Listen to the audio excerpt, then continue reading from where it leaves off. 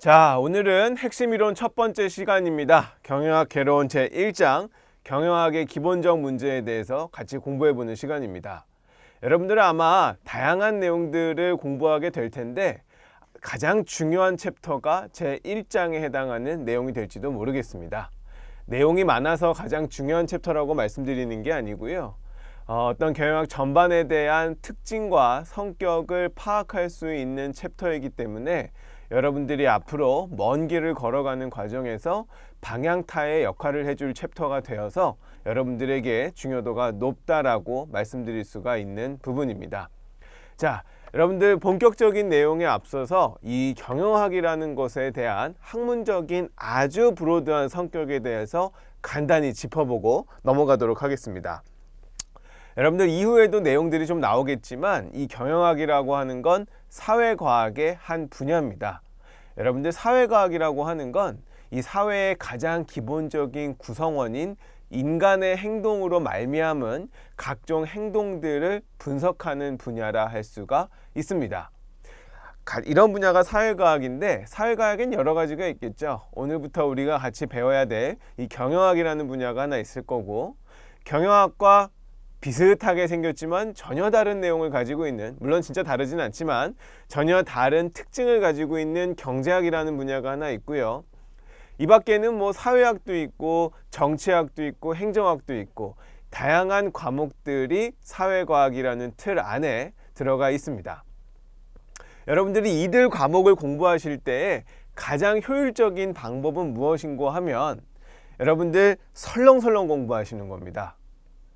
제가 사회과학이라는 것을 먼저 화두로 꺼낸 이유가 바로 이 포인트를 짚어드리기 위함이에요.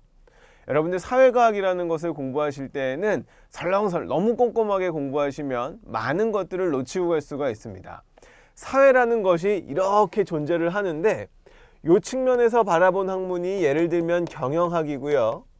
이 측면에서 바라본 것이 경제학이고 이 측면에서 바라본 것이 행정학입니다. 우리가 바라보려는 것은 사회라는 주체로 똑같아요. 그런데 어떤 시각으로 보느냐에 따라서 이 사회를 해석하는 것이 조금씩 달라지는 거죠. 결국 설명하고 싶은 건 이 사회라는 대상 한 가지인데 말이죠.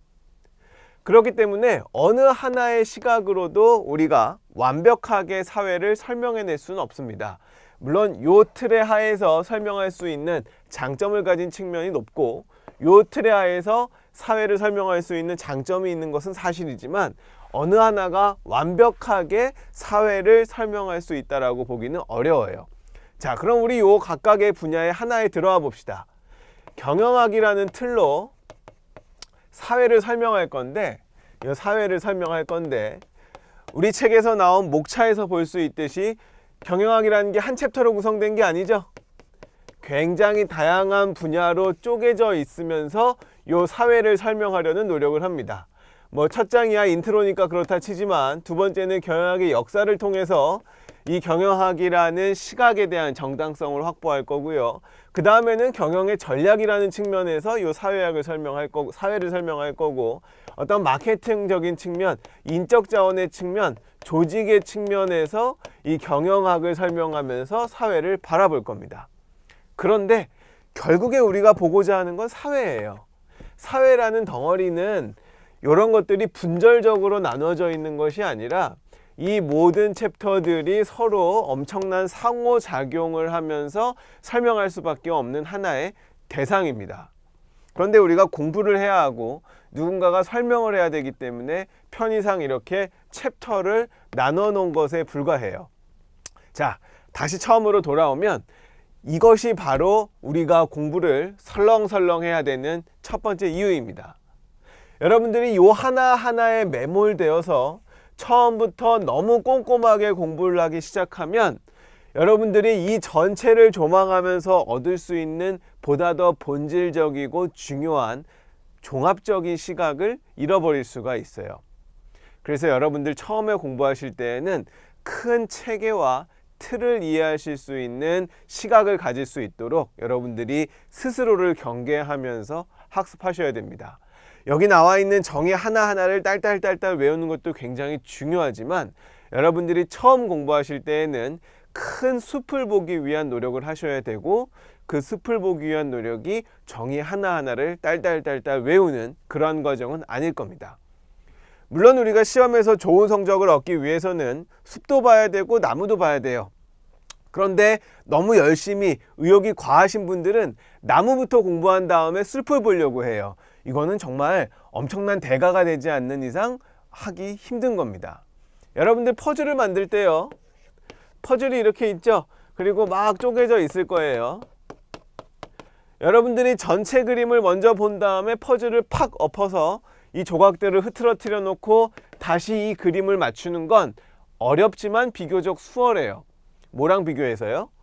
요 그림을 보여주지 않고 퍼즐들만 나열해 놓은 상태에서 자, 어떤 그림을 만들어 봐라 라고 하는 것보다 훨씬 더 수월합니다. 왜냐? 우리에겐 지도가 있기 때문이죠. 큰 그림이라는 내가 이 블록들을 가지고 무엇을 만들어야 되지 라는 것에 대한 방향이 있기 때문에 큰 그림을 먼저 본 다음에 퍼즐들을 흐트러 놓아도 다시 이것을 만들어낼 수가 있는 겁니다. 그런데 요거 없이 요것만 보여줬다? 요거 만들어내기 정말 어려워요. 여러분들이 숲을 먼저 보지 않고 나무를 먼저 보게 된다면 이처럼 큰 퍼즐의 그림 없이 퍼즐 각각을 보고 퍼즐의 전체 모양을 만들어내려는 것과 같은 겁니다. 그래서 여러분들 처음 공부하실 때는 설렁설렁하게 큰 그림을 보려고 노력하세요. 여기에 나와 있는 누구의 정의, 누구의 이야기 이런 것들 처음부터 암기하려고 하지 마시고요. 굉장히 빠른 속도로 1장부터 맨 마지막 장까지 훑어나가실 수 있도록 여러분들이 공부하는 방법이 필요합니다. 잊지 마세요. 경영학에 해당하는 내용이 아니고요. 이 사회과학 전반을 공부하는데 모두 해당하는 내용입니다. 여러분들 경영학만 공부하실 게 아니라 이후에 경제학도 공부하실 거고요. 필요하다면 행정학도 공부하실 것으로 알고 있는데 이 모든 과목에도 동일하게 적용되는 이야기입니다.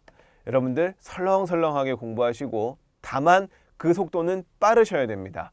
설렁설렁 처음부터 끝까지 빠르게 훑어나가시고요. 그러한 과정을 2번, 3번 반복하시면 설렁설렁하게 봤기 때문에 이해하지 못하는 여러분들 머릿속에 이해의 공백들이 점점 채워져 나가는 것을 느끼실 겁니다. 그 다음에 이제 우리는 시험을 잘 봐야 되는 단계에 돌입해야죠. 여러분들이 큰 그림을 먼저 보고 어떤 내용들을 암기하고 정리해야 되는지를 선정하셔서 공부하시면 매우 빠르게 좋은 점수를 받는 학습법을 수행하실 수가 있을 겁니다. 저 역시도 여러분들에게 이와 같은 강의법으로 여러분들과 같이 설명을 해 나가려고 합니다. 우리 책의 순서로만 강의를 하진 않을 거예요. 여러분들에게 큰 그림을 보여드릴 수 있도록 전반적인 체계가 잡힌 설명을 여러분들에게 먼저 제시해 드릴 거고요. 그 그림을 먼저 보여드린 다음에 우리 책에 나와 있는 각각의 세부 개념들을 한 번 더 검토를 할 겁니다. 이렇게 해서 끝에까지 핵심 이론을 살펴보고 나면 우리는 여태까지 공부했던 내용을 바탕으로 문제를 풀어볼 거예요. 문제를 푸는 과정이 바로 숲을 본 다음에 나무 각각을 챙기는 과정이 될 겁니다. 그래서 여러분들 저랑 같이 숲을 보는 과정에서 세부적인 내용들을 이해하지 못한다, 혹은 내가 암기하지 않았다고 해서 불안해하거나 좌절하거나 저를 비난하시지 마세요. 여러분들이 숲을 먼저 봐야만 나무의 꼼꼼한 내용들을 가중치를 달리하면서 전반적인 숲이 이런 모양이었기 때문에 이 나무가 훨씬 더 중요한 거지 를 판단하실 수 있기 때문에 세부적인 나무는 조금 뒤에 챙기셔도 충분합니다. 먼저 숲을 보는 과정을 거쳐서 우리가 좋은 점수로 가는 지름길로 가야 하니까 여러분들 이것이 돌아가는 길이라 생각하지 마시고 훨씬 더 빠른 길이라는 생각으로 저랑 같이 내용들을 살펴보시면 될 겁니다. 자, 오늘 여러분하고 같이 살펴볼 내용들은 경영학의 기초에 해당하는 경영학의 기본적 문제에 해당하는 챕터입니다. 여러분들 어느 대학에서, 어느 학원에서, 어느 인터넷 사이트에서 경영학 과정을 수강하시더라도 가장 첫 번째는 경영의 정의, 경영학의 정의에 대한 내용들을 공부하실 거고요. 그 다음에는 경영학의 학설에 대한 내용을 수강하시게 될 겁니다. 경영학을 먼저 알아야 되는 이유는 우리가 먼저 공부해야 되는 대상이 무엇인지를 확인하는 과정이고요. 그것이 바로 경영이 될 거고 그 경영을 다루는 경영학이란 무엇인지를 아셔야 이후에 진행되는 세부적인 인적 자원이든 조직 관리든 마케팅이든 이러한 내용들을 학습하는데 여러분들이 수월하게 될 것이기 때문에 첫 번째 챕터는 항상 경영과 경영학의 내용들이 나오고, 그 다음은 경영학설사가 나옵니다. 경영학설사가 나오는 이유는 지금 우리가 배워야 하는 경영학의 이론이 어떠한 과정을 통해서 쌓여왔는지를 알아야, 히스토리를 알아야 지금의 개념을 훨씬 더 수월하게 이해할 수 있기 때문입니다. 여러분들 공부하는 과정은, 학설을 공부하는 과정은 적분이라 생각하시면 돼요. 이건 쌓는 과정이에요. 학설은 적분이다. 과거부터 차곡차곡 쌓여와서 지금의 이러한 형태가 이루어졌음을 확인하는 과정이고, 학설이 끝나고 나면 이제 미분의 과정입니다. 이렇게 만들어진 학설이 어떤 과정을 통해서 기능별로 혹은 주제별로 쪼개지는지를 우리가 활용해 보는 거예요. 살펴보는 거예요. 인적, 조직, 전략, 마케팅, 이러한 측면으로 쪼개서 살펴보는 과정이 이후에 강론을 살펴보는 과정일 겁니다.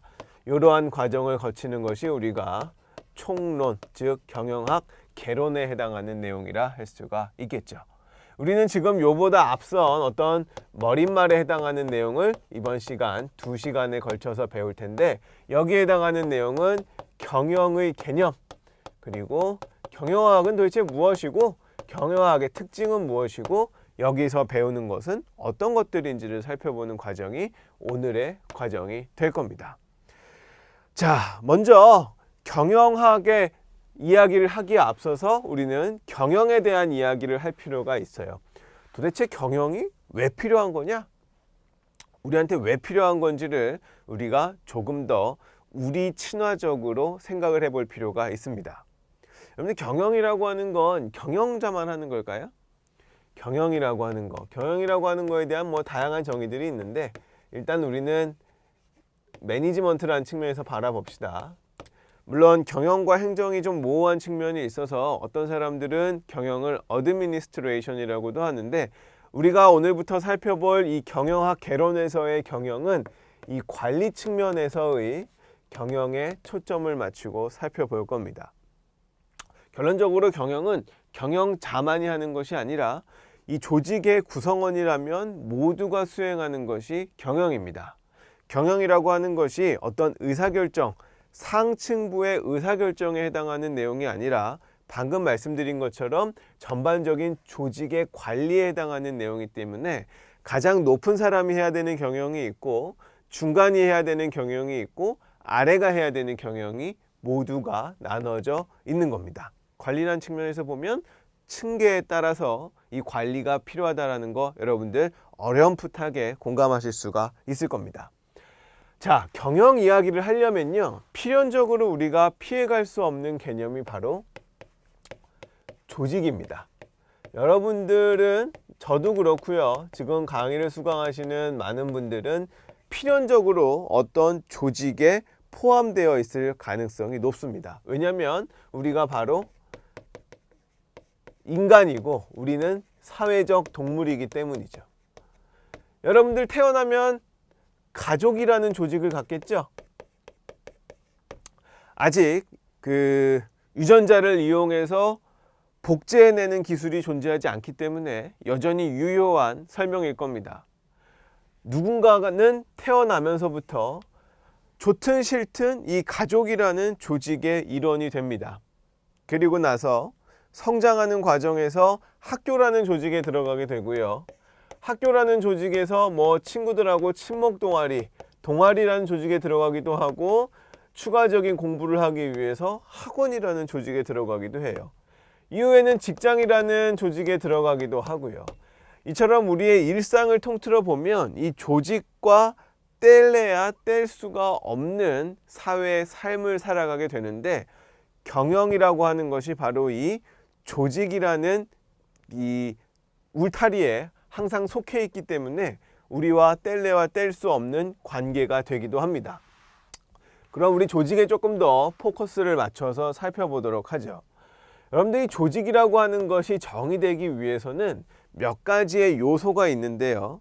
이 조직이라고 하는 건 기본적으로 여러 명이 정의해야 돼요. 나 혼자 있어요. 나 혼자 뭔가를 만들면 이건 조직이 아니에요. 조직이라 한다면 2인 이상의 사람들이 모여야 하고요. 보다 중요한 건 공동의 목적을 가지고 있어야 돼요. 우리가 왜 모였냐? 공동의 목적을 달성하기 위해서 모였다. 요 두 가지가 성립되어야만 우리가 조직이라는 이름을 붙일 수가 있습니다. 이게 경영학에서 아주 일반적으로 이야기하는 조직의 개념이에요. 2인 이상 공동의 목적. 이렇게 조직이 형성되게 되면 여기에 나와 있는 개인들은 공동의 목표를 달성하기 위해서 일정한 질서 하에 서로가 결합되고, 그 일정한 질서 하에서 결합된다면 다양한 구성원들이 이렇게 빠글빠글 모여 있겠지만 이 조직은 전체로서 마치 하나인 것처럼 움직일 수가 있는 거죠. 이 공동의 목적이라는 것을 달성하기 위해서 모였기 때문이죠. 이 조직의 가장 큰 목적이 바로 이겁니다. 목적을 조금 더 자세하게 이야기하면 우리가 목표를 가지고 있다는 거예요. 목표, 보통 objective라는 표현을 쓰죠. 다양한 골 이런 표현들도 있지만 objective라는 것이 있습니다.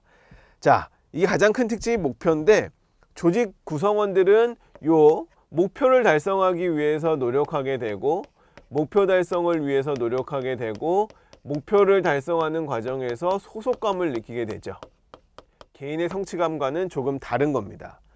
자, 두 번째 특징은요, 위계 구조가 있다는 거예요. 이거 우리가 하이어라키라고 하는데, 여러분들 이 위계 구조는 어떤 조직이든지 다 가지고 있습니다. 여러분들 조직은 여러 개로 구분할 수가 있는데, 가장 일반적으로 첫 번째 나오는 조직의 구조는요, 공식적 조직이에요. 공식적 조직이라고 하는 것은 회사와 같은, 회사나 학교와 같이 객관적인 목표를 중심으로 모여있는 조직입니다. 비공식적인 조직은 뭘까요?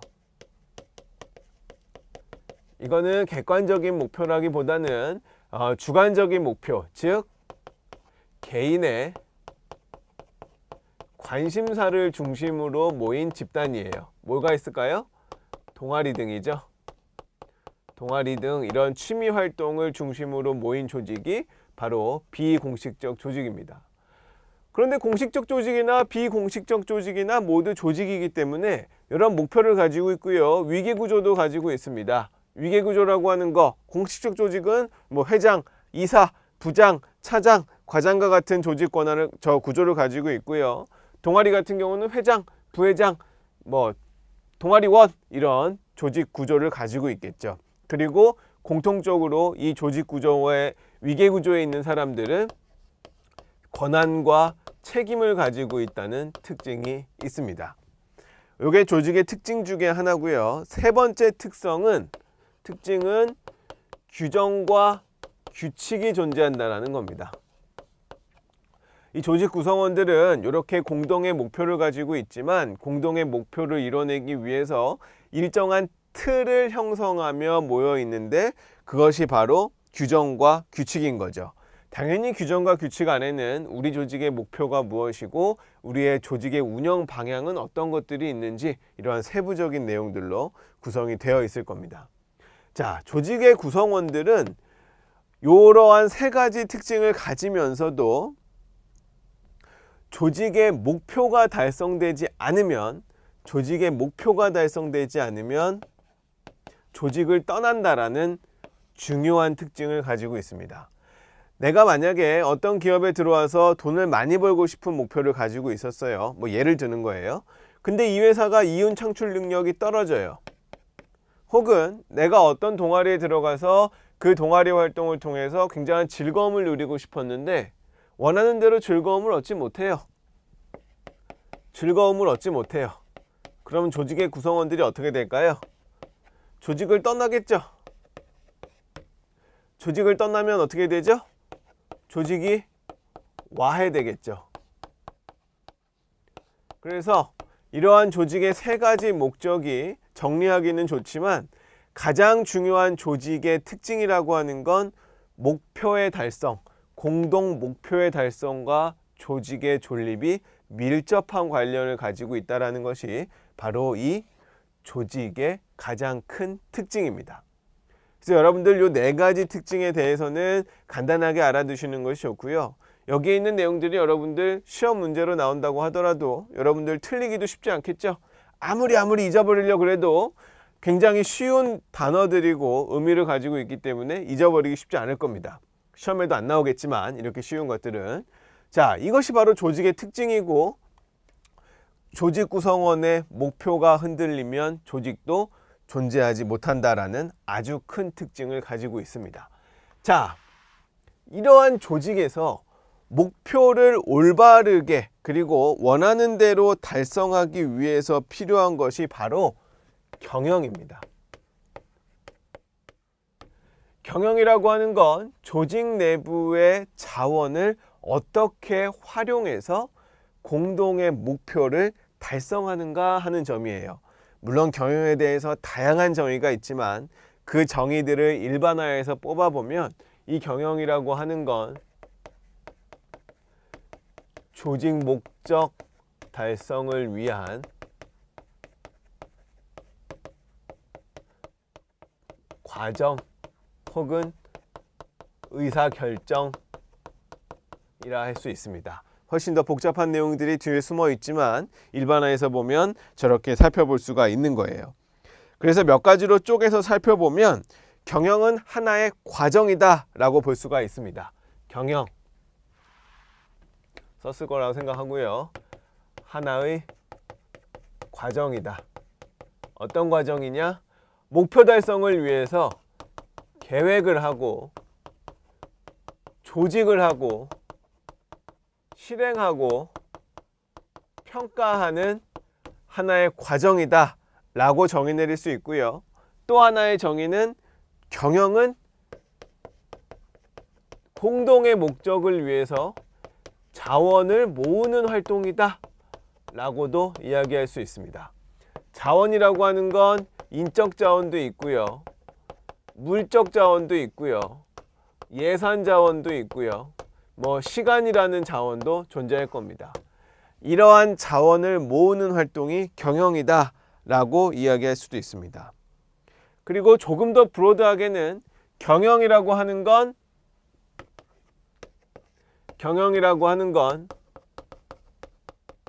목적 지향적 활동이다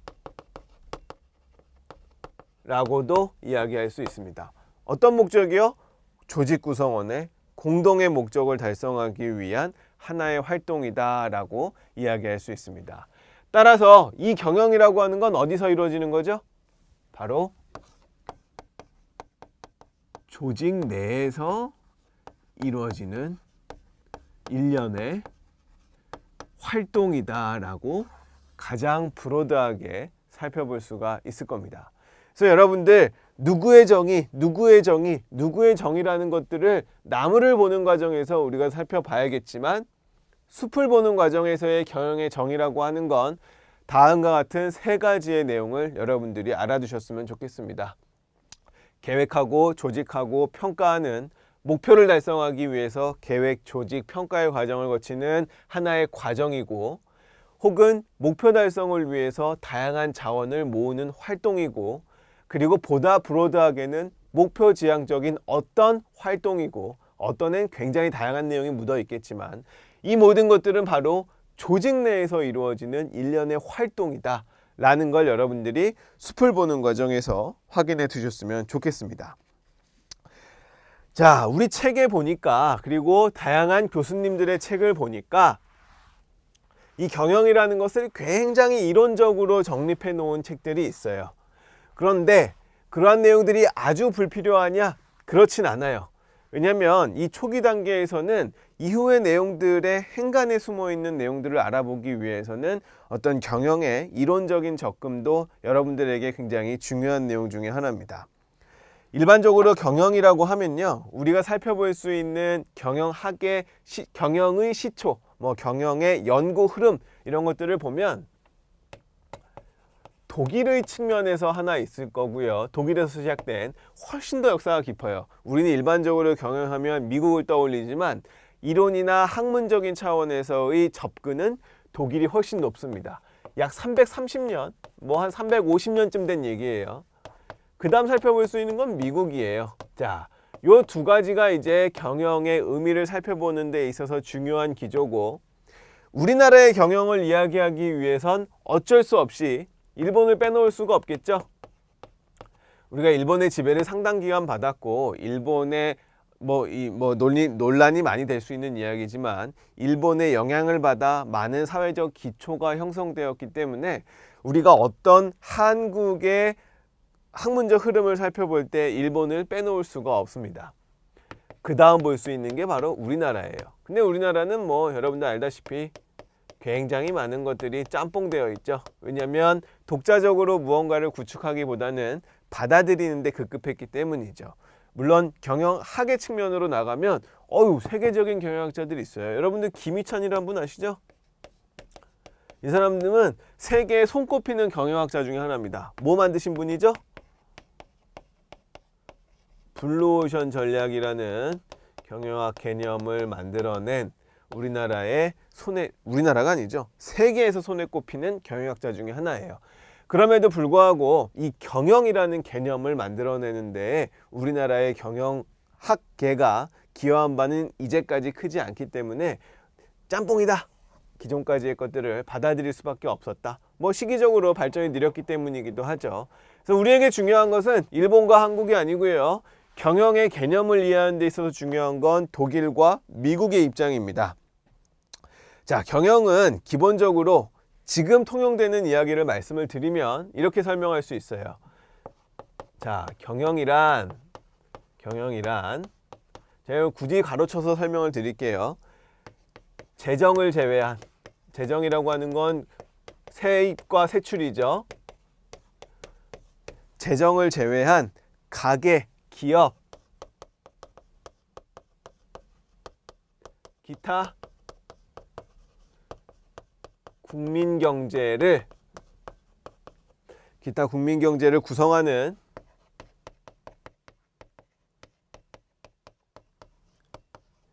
개별 경제 단위를 의미한다.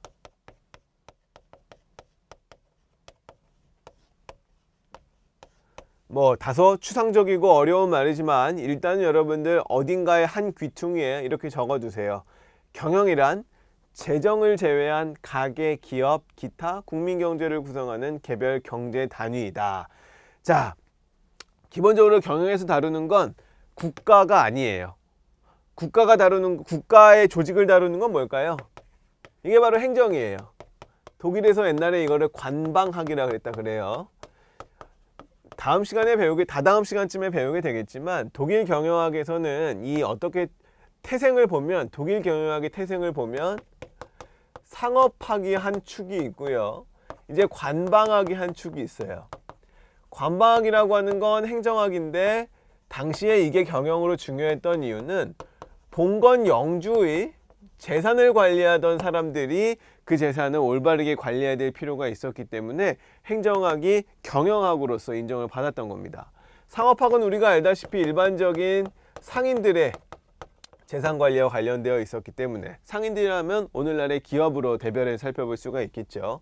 여기로부터 독일의 경영학이 시작이 됐는데 현대에는 이 재정은 제외된 가계와 기업, 우리들입니다. 가게라고 하는 건 저고요. 기업이라고 하는 건 저에게 상품을 만들어주는 어떤 주체예요. 생산의 주체죠. 기타 국민 경제를 구성하는 개별 경제 단위를 의미한다고 되어 있고요. 자, 이 경영학의 방법론에 따라서 이 경영이라고 하는 것이 굉장히 다양하게 정의가 돼요. 방금 말씀드린 것처럼 독일은 상업학이나 관방학으로부터 경영이라는 개념이 합의되어 도출되었기 때문에 두 가지의 사조가 있습니다. 상업에서 출발하는 게 하나 있고 관방학에서 출발하는 하나의 사조가 있어요. 독일의 개별 경제학이라는 것의 입장에서는 이 경영학이라는 것을 주체 구분 없이 종합 경제로서 국민 경제를 구성하는 모든 개별 경제 단위를 경영학의 개념으로 설명하고자 합니다. 따라서 기업은 물론이고요. 저희와 같은 가계 주체, 소비를 담당하는 가계 주체는 물론이고 정부 단위에서의 재정 단위도 이 경영학에서 포괄하는 개념, 경영에서 포함하는 개념이다라고 설명을 하고 있습니다. 반면에 독일의 다른 사조인 경영경제학의 입장에서는요. 여기에서는 방금 설명드린 것처럼 재정은 제외예요. 생산의 주체로서 경영을 보다 더 강조하여 살펴보기 때문에 우리가 살펴봤던 가계, 기업, 정부의 주체에서 정부는 제외하고 가계, 기업을 살펴보고 보다 더 직접적으로는 기업을 중심으로 가계를 살펴보는 하나의 사조가 있습니다. 그런데 중요한 건 이 둘 다 아니에요. 제가 굳이 쓰면서 설명하지 않고 말로만 설명드리는 이유는 우리는 오늘날 우리에게 중요한 것은 독일의 경제사조가 아니죠. 독일의 경영사조가 아니에요. 오늘날 우리에게 중요한 것은 바로 미국의 경영사조입니다. 왜냐하면 미국에서의 기업이 전 세계의 많은 부분들, 많은 시장을 점유하고 있고 이들의 경영 기법이 오늘날까지는 가장 질기고 강한 생명력을 유지하고 있기 때문에 경영학의 대세는 미국의 기업들의 경영 기법이라 할 수가 있어요. 그래서 미국의 경영관리학의 입장을 들어볼 필요가 있는데 벌써 이름이 다르죠? 독일은요, 개별경제학, 경영경제학 이런 이름을 쓰는데 미국은 뭐라 그래요? 방금 제가 말씀드렸던 것처럼 미국 경영관리학의 입장이라고 설명을 드렸습니다. 벌써 경영이라고 하는 것이 매니지먼트의 성격이 강하다라는 것을 보여주고 있어요. 미국은요, 수익성 원리가 아니고요. 보다 더 뎁스가 높은 개념인 경제성의 원리에 따라서 이루어지는 개별 경제의 활동이, 개별 경제 주체의 활동이 경영이다라고 정의를 하고 있습니다. 따라서 영리 기업을 주된 연구 대상으로 하지만 최근에는 교회나 학교와 같은 비영리 집단까지도 경영학의 연구 대상으로 간주를 하고 있습니다. 심지어는 국가의 조직까지도 경영의 범주에 포함해서 살펴봐서 행정의 개념과 경영의 개념이 굉장히 교집합을 이루는 상태를 보이고 있습니다. 그래서 이 재정학이라든지 행정학이라고 하는 것이 미국에서는 크게 발달하지 않았어요. 물론 시라큐스 같은 대학에서는 전 세계 행정의 대가들이 모여 있다고 하지만 이론적인 것이 아니라 실제적인 부분에서의 행정가들이 모여 있는 곳이고요. 재정학이라고 하는 것은 미국에서 크게 발달하지 않은 분야입니다. 왜냐? 경영이 훨씬 더 비중이 크기 때문에 경영과 교집합을 이루고 있는 이 재정이라는 분야는 크게 성장할 수가 없는 거죠. 이처럼 미국 경제학계의 입장, 경영학계의 입장은 이 경영관리학이라는 측면에서 영리단체를 중심으로 개념이 형성되어 있다. 그러다가 비영리단체까지도 동일한 잣대와 기준으로 살펴보고 있는 것이 오늘날에 정립된 경영학이다. 그리고 경영이다 라는 걸 여러분들이 살펴볼 필요가 있습니다. 자, 여태까지는 아주 추상적인 이야기를 했다면 이후의 과정에서는 조금 더 실질적인 내용들을 설명을 드릴 겁니다. 경영의 과정에 대한 내용을 설명을 드릴 거고요. 이제 우리가 경영을 살펴봤기 때문에 이 경영을 바탕으로 한 경영학이라고 하는 것이 어떠한 흐름으로 이어지는지 그리고 어떠한 개념으로 설명될 수가 있는지를 함께 살펴볼 겁니다. 그리고 마지막에는 경영학의 학문적 성격을 같이 규정지어 봄으로써 우리가 공부해야 되는 이 경영학이라고 하는 것이 어떠한 특징을 가지고 있는지를 살펴봐서 어떤 방향으로 공부를 해야 되는지 그리고 어떠한 눈으로 경영학의 세부 개념들을 바라보며 이론들을 습득해야 되는지를 알아보는 과정을 가질 겁니다. 자, 이렇게 첫 번째 시간은 가볍게 마무리하도록 하고요. 여러분들이 이 경영의 개념이 무엇인지를 정확하게 이해하는 시간이 되었으면 합니다. 오늘 강의, 첫 번째 강의에서 강조드리고 싶은 점을 정리하면 여러분들 경영학 전반을 공부하실 때 숲을 먼저 보고 나무를 보셔야 된다라는 점 한 가지와 경영의 개념에 있어서 브로드한 측면들 어떤 거였죠? 경영이라고 하는 건 조직 내 의사결정이라는 측면 하나와 경영이라고 하는 건 하나의 과정이고 자원을 모으는 과정이다. 그리고 이는 굉장히 목적지향적인 활동이다 라는 경영의 개념을 반드시 이해하시고, 경영학의 측면에서, 즉 경영을 연구 대상으로 삼는 경영학의 측면에서 바라보면 독일보다는 미국 경영관리론의 입장에서 경영이라고 하는 건 영리단체의 활동을 살펴보는 것이 중심이고, 그러한 기조는 비영리단체까지도 확장되고 있다라는 점을 여러분들이 기억을 해두시면 이번 강의에서 전달하고자 하는 핵심 내용은 모두 전달되었다고 생각을 합니다. 이렇게 해서 첫 번째 시간은 가볍게 마무리하도록 하고요. 우리 두 번째 시간부터는 경영의 과정을 조금 자세히 살펴보고, 이러한 경영을 연구 대상으로 삼는 경영학은 무엇인지 조금 더 자세히 살펴보는 시간을 갖도록 하겠습니다. 수고 많으셨고요. 제 2장 2편 경영학의 기본 문제 2에서 여러분들 다시 만나 뵙도록 하겠습니다. 수고하셨습니다.